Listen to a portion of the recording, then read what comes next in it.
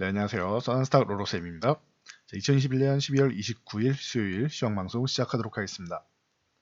자, 먼저 미증시 확인하겠습니다. 다우지수는 사상 최고치를 이제 코앞에 두기 시작했습니다. 그래서 전일도 말씀드렸는데 이제 얼마 안 남았다라고 말씀드렸는데 또다시 한번 강보합을 만들고 있습니다.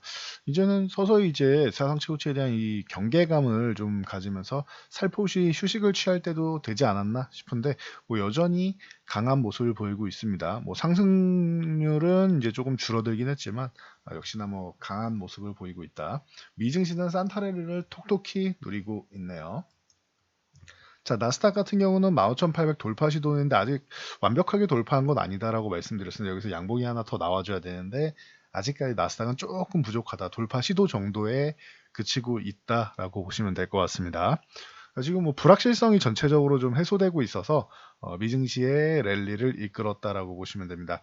일단 가장 중요하게 시장을 자극하는 것이 이 코로나 확진자 증가세 그리고 이제 새로운 변이 바이러스인 오미크론에 대한 공포감이었는데 오미크론은 이제 뭐 감기로 넘어가는 단계 아니겠느냐라는 연구 결과가 계속 나오고 있어서 좀 공포감이 좀 완화되면서 이제 여행주 항공주 쪽이 뭐 긍정적인 모습을 미치고 있고 그리고 러시아와 우크라이나 같은 경우도 군사 갈등 문제가 뭐 심각하게 뭐 번져서 뭐 전쟁까지는 안 나지 않겠느냐. 1월에 미국이랑 이제 러시아랑 뭐 대화하면은 어느 정도 이제 합의점을 점차 찾아가지 않겠느냐 정도로 얘기가 나오면서 뭐 큰 리스크는 이제 뭐 제한되지 않겠느냐라고 이제 시장이 전망을 하면서 이런 이제 좋은 랠리가 나왔다.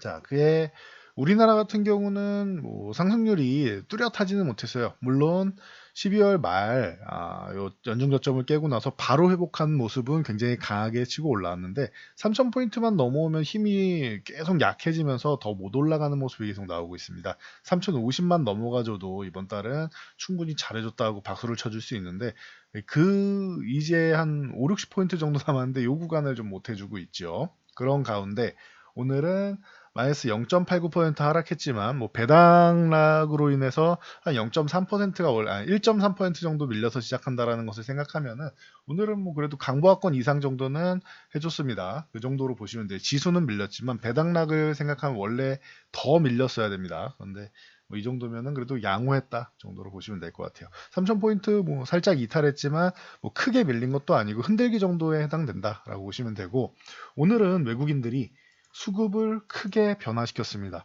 제가 어제 말씀드린 거 여러분들 하루밖에 안 됐으니까 기억하시죠? 지금 필요한 건 뭐다?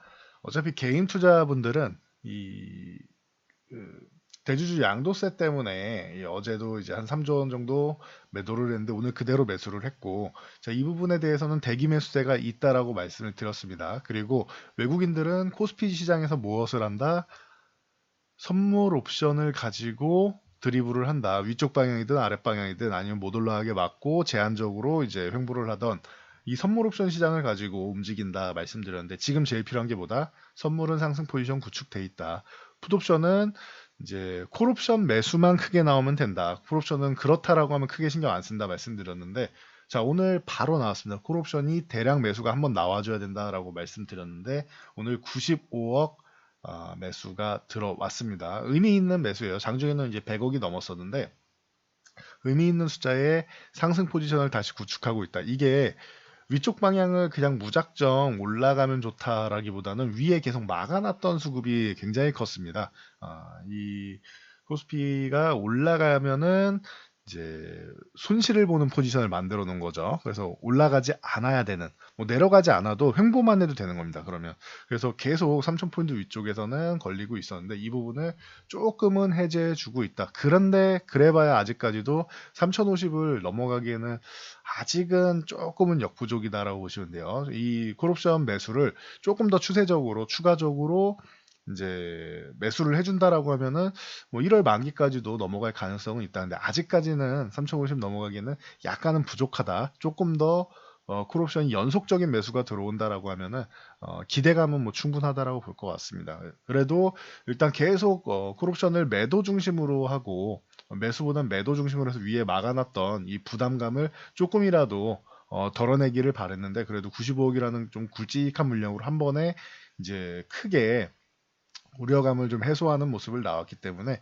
방향은 충분히 가능하다고 봅니다. 이 부분이 대신 연속적으로 조금만 더 들어온다라고 하면은 3050 돌파 시도 혹은 3050에 붙여서 끝나는 정도까지는 기대해 볼 수 있다라고 보시면 될 것 같습니다. 그래서 일단은 선물 시장이 조금 살아나야 이제 코스피 같은 경우는 더 올라갈 수 있다라는 거 확인하시면 되고, 코스닥은 이제 뭐 역시나 뭐 좋다라고 계속 말씀드렸고, 어제 1020포인트 돌파하는 강한 양봉을 세워줬습니다. 그리고 오늘 이제 뭐 거래량을 좀 줄이면서 그냥 쉬어가는 흐름이었죠. 그래서 보합권으로 마감한 거. 오늘 코스닥도 좋았습니다. 코스피 코스닥 모두 뭐 양호했다라고 보시면 될 것 같습니다.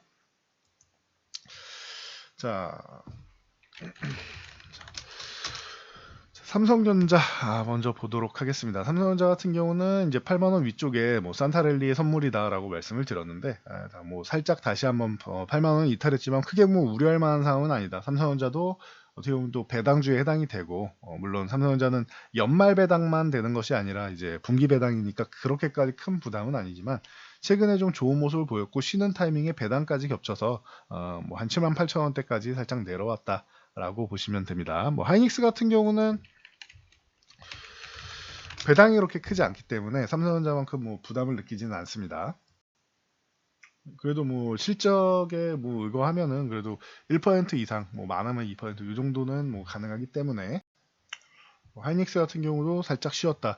정말 배당주라고 할 수 있는 금융주 같은 경우는 전체적으로 좀 많이 밀렸습니다. 뭐 KB금융을 비롯해서 이런 은행주나 뭐 아니면은 뭐 삼성, 화재 뭐 이런 고배당주들, 이런 고배당주들은 전체적으로 좀 낙폭이 좀 있게 적어도 뭐 좀 크게 좀 이제 밀려내려온 종목들이 많은데, 크게 실망할 필요까지는 없다라고 보고 있습니다. 자, 이렇게 배당락이 나온 후에 잠깐 휴식을 취하고 보통 제자리 쪽을 다시 한번 뭐 찾아가는 경우가 대부분이기 때문에, 뭐 삼성화재 같은 경우 22만 원 이제 회복 시도하다가 밀린 건 좀 아쉽긴 하지만 요 회복된다라고 하면은 크게 뭐 걱정할 사항은 아니다라고 봅니다. 그래서 배당주도 오늘 하락 같은 경우는 크게 걱정하시는 분들이 있을 텐데 그 정도는 아니다라고 보시면 됩니다.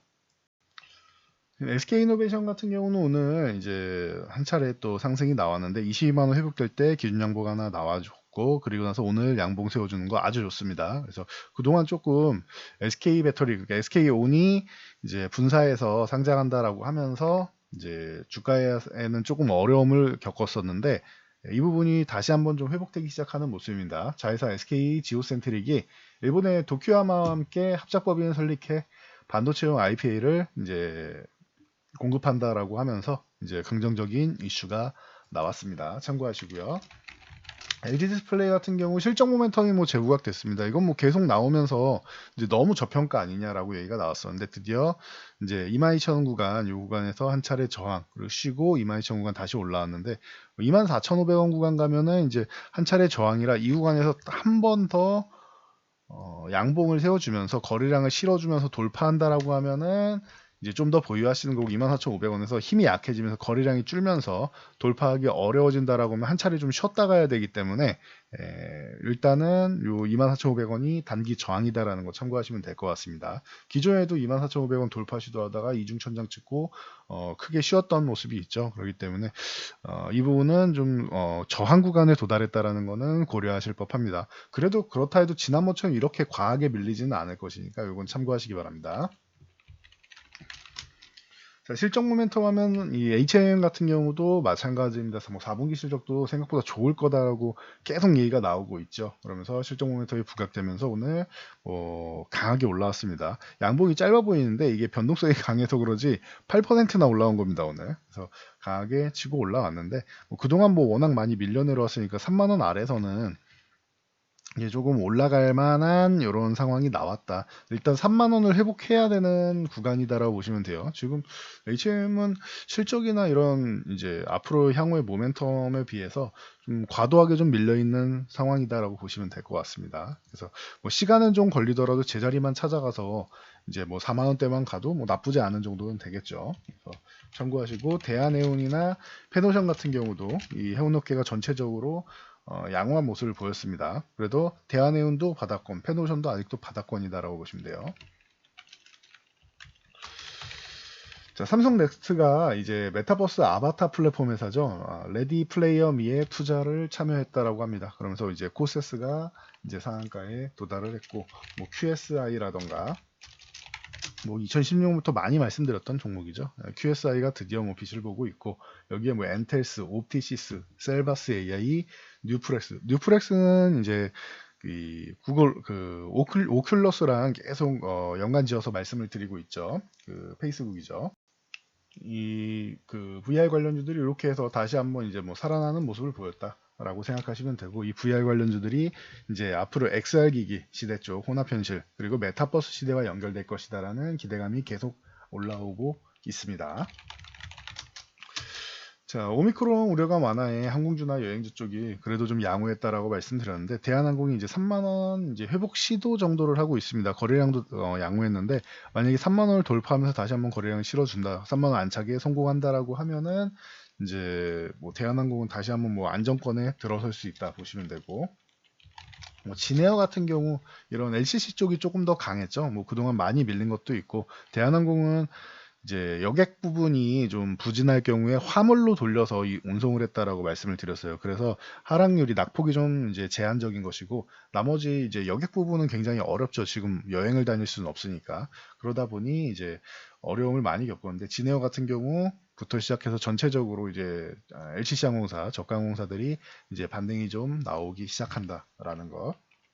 여행주는 제한적으로 좀 움직임이 나오는데, 뭐 하나투어 같은 경우만 이제 조금 좋았다라고 보시면 될 것 같아요. 그럼에도 불구하고 아직 8만 원 회복 못했습니다. 8만 원을 회복해야지 하나투어도 다시 한번 뭐 제 궤도에 들어설 수 있다라는 거. 여기 신세계 같은 경우도 매한가지입니다. 신세계 같은 경우도 이제 2%나 상승하면서 25만 원대도 왔는데 26만 원을 회복해 줘야지 다시 한번 이제 추가적으로 이제 약세 구간을 떨쳐내고 제 궤도에 올라올 수 있다라는 거 참고하시기 바랍니다. 자, 정의용 외교부 장관께서 이제 한미 종전 선언문 계속 1차 수정, 2차 수정, 뭐 3차 수정 뭐 계속 왔다 갔다 한다 뭐 계속 말씀을 드렸는데, 마무리 단계다, 사실상 합의 상태다라고 발언하시면서 이 남북 경협주들이 대북 관련주들이 움직임이 나왔습니다. 뭐 대표적으로 아난티 같은 경우가 최근에 만원 쪽에서 바닥권을 찍고 다시 한번 반등을 노리고 있는데, 1차는 12,000원, 2차는 뭐 14,000원이 됩니다. 12,000원을 넘어가 14,000원을 노릴 수가 있겠죠. 그래서 보시고, 남해화학 같은 경우가 이제 뭐 비료 관련주의 뭐 대장으로 해서 뭐 10,000원까지 이제 쭉 내려와 있는데, 10,000원에서 이제 뭐 요거는 뭐 1,000원 단위로 계속 있으니까 뭐 참고하시면 될 것 같습니다. 저항을. 그리고 뭐 신원, 뭐 인디에프, 선도전기, 동양철강 같은 종목들이 움직임이 나오고 있다라는 거. 그래서 뭐 이슈를 잠깐 받은 경협주다 생각하시면 됩니다. 자, 그리고 오늘 뭐 두산중공업이 살짝 움직였는데, 최근에 좀 어려움을 겪은 후에 이제 22,000원 회복 시도를 하고 있습니다. 22,000원을 회복해야지 움직임이 좋아질 수 있고, 이 한수원에서 원전은 초저탄소 에너지원으로 환경보전에 유리하다, 즉 녹색이다라고 친환경을 어필하고 있습니다. 그래서 이 부분 여러분들이 참고하시면 될 것 같습니다. 어제 소식 전달해드린 인터파크가 오늘 6,000원 돌파 여부 중요하다 말씀드렸는데, 6,000원 시초가 딱 맞고 돌파 시도를 했는데 오늘은 이제 밀려 내려왔습니다. 그래서 야놀자에서 인수를 확정 지었다라고 해서 그동안 좀 주가가 좀 충분히 쉬었는데, 아직까지는 6,000원 돌파 못하면서 조금은 소심한 상승이 나왔습니다. 6,000원을 회복되면은 그때 보시는 게 좀 더 낫지 않을까 싶습니다. 자, 그리고 최근에 뭐 정책 관련주, 뭐 여야 뭐 대선 후보들 이제 뭐 어떻게 보면은 영부인 후보분들이라고 할 수 있는 분들 논란으로 자꾸 넘어가서 정책이나 이런 부분이 자꾸 묻히고 있는데, 다시 한번 이제 뭐 배당락일 이후에 이제 배당락일부터 해가지고는 이제 뭐 살아날 수 있는 모습을 보이고 있습니다. 뭐 원티드랩 같은 경우 뭐 가장 대표적인 이제 일자리 관련주다 말씀을 드렸죠. 청년 실업나사에 대한 정책 기대감, 이게 표심을 잡을 수 있는 뭐 중요한 요소 중 하나다라고 말씀드렸죠. 세 가지가 있는데, 청년 실업난, 주택가격 안정화, 그리고 저출산 관련 쪽이 뭐 가장 뭐 사회적인 문제다 말씀드렸고, 나머지 이제 세부적인 정책들이 각 이제 당에서 나올 것이다. 그래서 가장 기본적인 사회적인 문제에 해당되는 원티드랩 같은 경우가 오늘 수급이 오랜만에 들어왔습니다. 그동안 이제 좀 억울하게 밀렸죠. 이 종목은 이제 모멘텀이 살아있는 상태에서 이날까지는 양호했는데, 요 12월 23일 때 이 전두환 전 대통령 이제 별세한 날이었죠. 이때 한 차례 더 밀리면서 좀 외부적인 핑계로 한번 밀리고 추세가 좀 이탈돼서 이제 다시 한번 뭐 휴식 구간에 들어갔는데 제자리를 찾아가는 모습입니다. 해서 뭐 참고하시면 될 것 같습니다. 그래서 런티드랩, 뭐 에스코넥, 뭐 윌비스, 멀티캠퍼스 기존에 다 말씀드렸던 종목들이죠. 이런 종목들이 바닥권에서 조금 살아나기 시작했다. 일자리 관련주들. 그리고 주택가격 안정화 같은 경우는 뭐 계속 얘기는 하고 있는데 성신양회가 이제 기존에 그 유진 기업의 적대적 M&A 얘기가 나오고 한 차례 급등한 다음에 쉬고 있고, 그리고 노르페인트 같은 경우가 이제 뭐 자체적으로 또 올라오면서 자체적 이슈로 이제 대주전자들과 함께 저 2차전지 정극용 바인더 특허를 함께 출시를 했죠. 그래서 해당 분야에도 2차전지 분야에도 이제 영향을 미칠 것이다라고 하면서 14,500원 돌파 시도를 하고 있습니다. 그래서 뭐 페인트 관련주는 이제 개별적으로 올랐는데 이제 뭐 그 건자재주 같은 경우가 또 뒤에 기다리고 있다. 대림비엔코, NX, 뭐 벽산, 하츠 뭐 이런 쪽, 그리고 뭐 실내 인테리어 쪽 뭐 이런 쪽이 이제 그 각광을 받을 수 있는 섹터들이다 보시면 되고, 저출산 같은 경우는 뭐 아가방 컴퍼니 뭐 가장 뭐 대표적인 종목이죠. 그리고 제로투세븐 이쪽 계열, 그 멜리업 계열, 그리고 이제 삼성출판사나 이제 토박스 코리아, 뭐 유엔젤, 뭐 캐리소프트 이런 종목들이 있다라고 누누이 말씀드렸는데 다들 지금 최근에는 좀 이제 바닥권으로 다시 한번 뭐 쉬고 있는 종목들이 많습니다. 그래서 말씀드렸듯이 뭐 예비 영부인 분들에 대한 논란으로 계속 이제 뭐 얘기가 나왔었는데 이제 다시 한번 정신 차리고 본인이 왜 대통령이 돼야 되는지에 대해서 이제 어필하기 시작한다. 국민들한테 이제 제가 대통령이 되면은 뭐 이런 부분에 대해서 좀 더 강하게 이제 정책에 대한 드라이브를 좀 걸 타이밍이다. 라고 하면은 해당 관련주들은 뭐 기본적으로 움직이고 추가적으로 이제 나머지 정책주들은 플러스 알파다 보시면 될 것 같습니다. 인맥 관련주들은 뭐 지지율이 뒤바뀔 때마다 잠시 반짝이는 경우들이 많이 있는데 인맥 관련주는 끝까지 갈 수는 없다. 정책 관련주는 만약에 중간에 휴식이 나오더라도 추후에 누군가 대통령이 당선이 됐을 때 정책이 발현되면은 이제 뭐 다시 회복이 되거나 혹은 이제 제자리를 찾아가거나 아니면은 추가적인 상승 모멘텀으로 작용하는 경우가 많다. 이번에만 봐도 이제 뭐 환경 쪽 같은 경우, 친환경 쪽 같은 경우는 글로벌 대세이기도 하고 녹색 같은 경우를 계속 얘기 나오면서 이번 정권에서는 굉장히 뭐 좋은 모습을 보였죠. 이런 정책 관련 쪽을 여러분들이 보시면 핵심 정책을 보신다라고 하면은 뭐 만약에 이번에 뭐 아주 큰 결과가 나오지 않더라도 추후에라도 좋은 결실을 맺을 수 있다. 그리고 뭐 이미 그 정책은 이제 선거 전에도 다시 한번 뭐 지금 원태드림이 뭐 살아나는 것처럼 이제 제자리를 찾아가기만 해도 여러분들 눌려 있는 종목이 제자리 찾아간다라고 하면 뭐 지금 구간에서는 다 박앤세일이라고 보시면 되겠죠. 그래서 그 중에서 핵심이 되는 대장주, 좋은 종목들을 이제 매매하는 것도 방법이 될 수 있습니다. 물론 이쪽 정책 쪽 안 건드리고 이제 1월에는 다시 말씀드린 4차 산업혁명에 다시 한번 회귀할 것이다라고 말씀드렸는데 내년에는 이제 해당 관련주들 다시 한번 뭐 보시면 좋을 것 같습니다. 저희도 이제 뭐 한번 정리해가지고 올려드리도록 할 테니까 1월에는 이제 영상이랑 참고하시면서 뭐 CES도 있고 JP모건 스퀘어 컨퍼런스도 있고 이제 행사들이 항상 매년 나오는 행사들이 많습니다. 그러니 이 부분을 좀 챙기면서 이제 내년 한 해에 어떤 쪽이 대세가 될 것인가를 체크하시면은 이제 뭐 좋은 결과를 얻을 수 있다라고 보시면 될 것 같습니다. 저는 여기까지 말씀드리고 물러가도록 하겠습니다. 영상이 도움되셨다면 좋아요와 댓글 남겨주시고요. 영상 잘 참고해서 모두 안전 투자하시기 바랍니다.